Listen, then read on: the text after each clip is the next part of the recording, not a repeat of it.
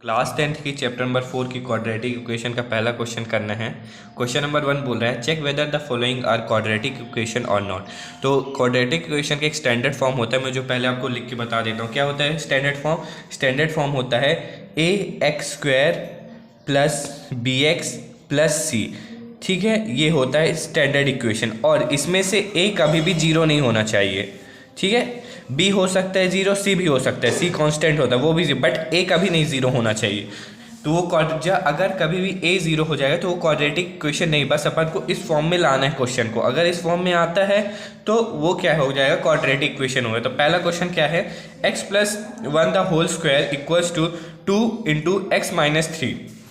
तो चलो इस पहले क्वेश्चन को सिंप्लीफाइड कर लेते हैं। तो ए प्लस बी की आइडेंटिटी क्या होती है, ए प्लस बी की मैं लिख देता हूँ। ए प्लस बी की आइडेंटिटी हो जाती है a plus b the whole square की क्या हो जाती है, a square plus b square plus 2ab। ठीक है, यहाँ तक क्लियर है। तो क्या हो जाएगा, एक्स स्क्वायर प्लस 1 और क्या हो जाएगा 2x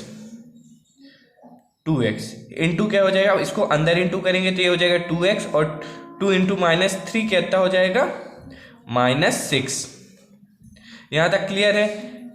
अब फिर अब सब चीज़ों को इस साइड ले आते हैं तो ये हो जाएगा एक्स स्क्वायर प्लस 2x, ये पॉजिटिव में तो इधर आएगा तो नेगेटिव 2x हो जाएगा प्लस 1 और यहाँ नेगेटिव 6 है तो वहाँ क्या हो जाएगा पॉजिटिव में हो जाएगा इक्वल्स टू 0 हो जाएगा। तो ये कितना हो जाएगा एक्स स्क्वायर, ये यहाँ से ये वाला कटा तो ये आ गया 7 इक्वल्स टू 0। क्या ये क्वाड्रेटिक इक्वेशन है? हाँ बिल्कुल है, क्योंकि इसमें ए की टर्म जो है वो जीरो नहीं है बट बी की टर्म जीरो होगी तो कोई दिक्कत नहीं, क्योंकि मैंने आपको पहले ही बताया था बी और सी जीरो हो सकते हैं बट ए कभी भी नहीं जीरो। तो हाँ ये क्वाड्रेटिक इक्वेशन है। चलिए इसका दूसरा पार्ट करते हैं। तो इसका सेकंड पार्ट करना है। सेकंड पार्ट क्या बोल रहा है, x square minus 2x equals to -2 into 3 minus x. तो चलो इसको भी सॉल्व करते हैं।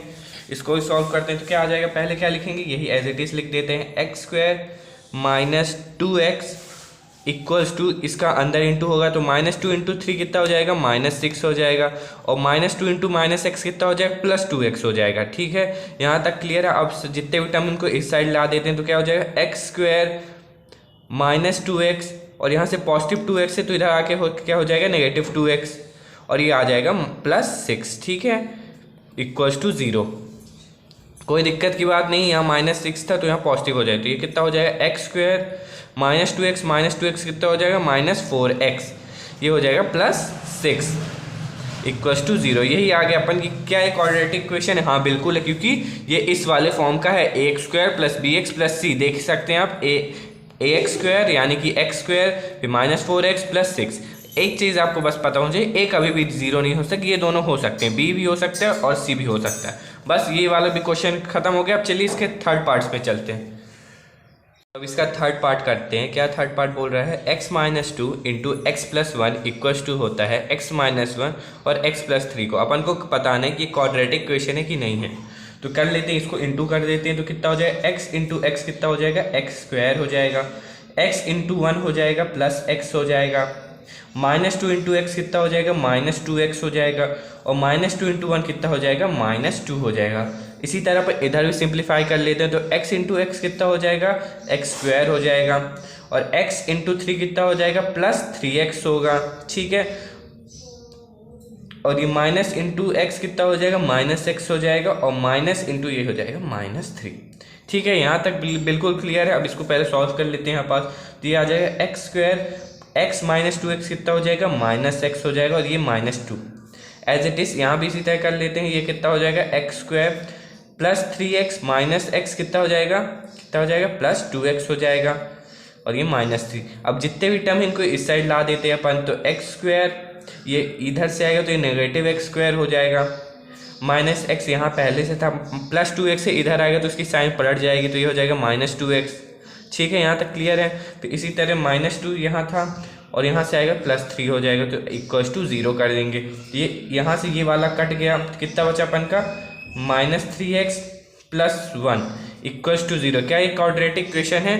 हाँ नहीं, बिल्कुल भी नहीं है। आप कैसे हाँ बोल रहे हैं? बिल्कुल भी क्वाड्रेटिक क्यों नहीं है? क्योंकि ये फॉर्म देखिए मैंने क्या लिखा था, ax² प्लस bx+ c के फॉर्म में होनी चाहिए, जिसमें से b 0 हो सकता है, c भी 0 हो सकता है, बट a कभी 0 नहीं। यहाँ तो a ही टर्म नहीं है अपन के पास, मतलब x² का कोई टर्म ही नहीं, तो ये क्वाड्रेटिक क्वेश्चन नहीं है। चलिए अब इसका एक और पार्ट करते हैं, बहुत ही क्लियर से आपको बहुत ही समझ में आ जाएगा। तो क्वेश्चन नंबर 4 करना है। अब क्या बोल रहा है, x-3 into 2x + 1 into x + 5। तो चलो पहले इसको सिंप्लीफाई कर लेते हैं। तो इधर अपन सिंप्लीफाई करते हैं, तो x का इंटू इससे करते हैं, तो x इंटू 2x कितना हो जाएगा, 2x² हो जाएगा। ठीक है, x इंटू 1 कितना हो जाएगा, प्लस x हो जाएगा। -3 इंटू 2x कितना हो जाएगा, -6x हो जाएगा। और -3 इंटू 1 कितना हो जाएगा, -3 हो जाएगा। ठीक है, यहाँ तक तो यहाँ सिंप्लीफाई कर लिया। अब इधर साइड भी कर लेते हैं सिंप्लीफाई।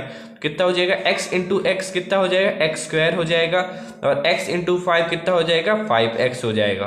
तो जो इधर साइड टर्म है अपन सब इसको इधर ले आ देते हैं। ठीक है, 2x² इधर हो गया, यहाँ से पॉजिटिव x² जाएगा तो वहाँ कितना हो जाएगा, नेगेटिव x² हो जाएगा। ठीक है, ये x -6x कितना होता है, ये -5x हो जाएगा। ठीक है, और वहाँ से एक 5x पॉजिटिव 5x आएगा तो यहाँ नेगेटिव 5x हो जाएगा। यहाँ तक किसी को दिक्कत नहीं। और -3 तो यहाँ था ही, इक्वल्स टू 0। यहाँ तक क्लियर है। ये कितना हो जाएगा, 2x² - x² कितना हो जाएगा, x²। ये -10x हो जाएगा। ठीक है, और ये -3 इक्वल्स टू 0।